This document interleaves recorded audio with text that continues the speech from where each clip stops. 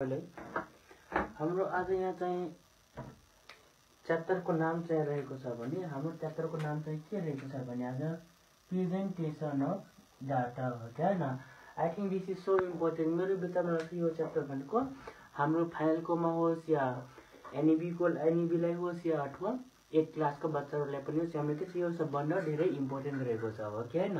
त हाम्रो यसमा चाहिँ आई थिंक मेरो विचारमा यो चाहिँ हाम्रो कसमा आउँछ, लङमा आउन सक्छ हो क्या हैन।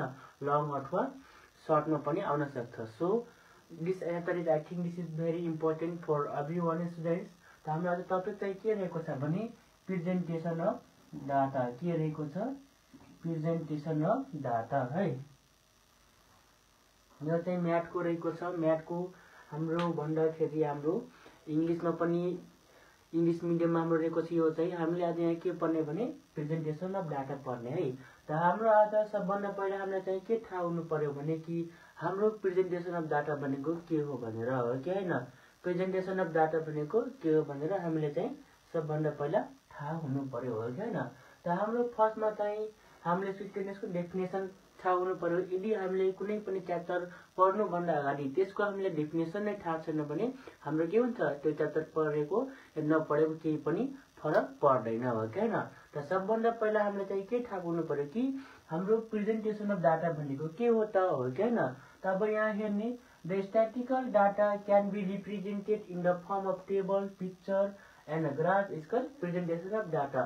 त हाम्रो प्रेजेन्टेसन अफ डाटा भनेको के हो भने एउटा एउटा डाटा रहेको छ हो कि डाटा हो जो चाहिँ स्ट्याटिकल डाटा हाम्रो स्ट्याटिकल डाटा हो जसले चाहिँ हामीले कसरी प्रस्तुत गर्न सकिन्छ त। जस्तै यहाँ रहेको छ टेबलद्वारा के गर्न सकिन्छ, टेबलद्वारा सकिन्छ। त्यसै गरी हाम्रो यहाँ रहेको छ पिक्चरद्वारा। अब हाम्रो कुनै टाइममा के हुन्छ, पिक्चरद्वारा पनि देखाइन्छ हो कि हैन। त्यसै गरी हाम्रो कतिद्वारा देखाइन्छ, टेबलद्वारा पनि देखाइन्छ। त्यसै गरी ग्राफद्वारा पनि देखाइन्छ हो कि हैन। भने त्यो डाटालाई के भनिन्छ, प्रेजेन्टेसन अफ डाटा भन्ने गरिन्छ है। I think this is so important. तपाईहरुलाई यदि यो इम्पोर्टेन्ट लाग्छ भने तपाईहरुले चाहिँ यसलाई चाहिँ अन्डरलाइन गरेर or you can write in a कपीमा पनि लेख्न सकिन्छ है। अब त्यसै गरी हाम्रो फर्स्टमा चाहिँ हाम्रो के आउँछ भने हाम्रो यो कसको फ्रिक्वेन्सी टेबल भनेपछि हाम्रो कसको आयो त, टेबलको। कसको आयो, टेबलको आयो क्या हैन। त हाम्रो यसमा चाहिँ के हुन्छ भने सबभन्दा पहिला हामीलाई थाहा के हुनु पर्यो कि हाम्रो फ्रिक्वेन्सी टेबल भनेको के हो र फ्रिक्वेन्सी भनेको के हो। हाम्रो यसमा चाहिँ दुईटा किसिमको के छ, हाम्रो डिफरेन्स रहेको छ हो कि हैन। त हामीले चाहिँ सबभन्दा पहिला के थाहा पाउनु पर्यो कि हाम्रो फ्रिक्वेन्सी भनेको के हो भनेर। के हो हाम्रो फ्रिक्वेन्सी भनेको के हो भनेर तपाईहरुले यहाँ चाहिँ थाहा पाउनु पर्यो हो कि हैन।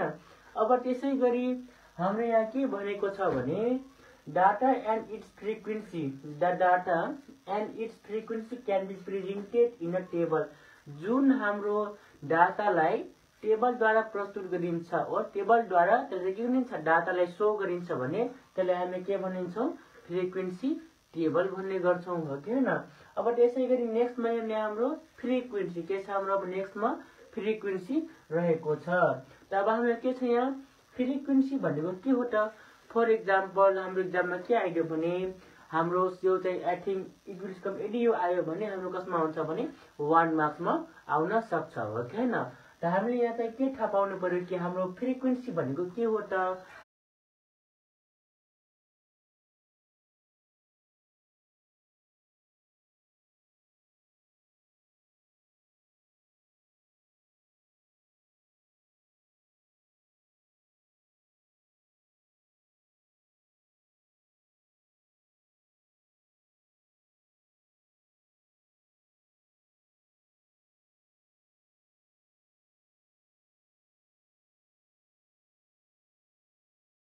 हो कि हैन। त हाम्रो यहाँ फ्रिक्वेन्सी भनेको के हो भने the numbers of times a particular data is repeated. यसमा हाम्रो के हुन्छ, कुनै